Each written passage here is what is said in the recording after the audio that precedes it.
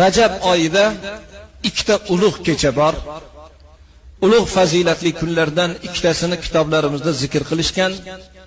Shulardan birinchisi Rag'oyib kechasi, Rajab oyining birinchi jumasi. Ya'ni bu Rag'oyib kechasida nima bo'lgan?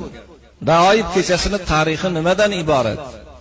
Rag'oyib kechasida Hazrati Omina onamiz oxiri zamon payg'ambari, jami payg'ambarlarning xatmi kunandasi payg'ambar Muhammad Mustafa sallallohu alayhi va sallamga homila topgan kechalari Rajab oyining birinchi juma kechalari ekan. Buni Rag'oyib kechasi deyiladi. Kechalari qoyimlikda Allohdan iltijolar qilib, duolar qilib bu kechani o'tkazgan odamlar bo'ldi. Endi ikkinchi kecha, bu Rajab oyining 27-kechalari Me'roj kechasi.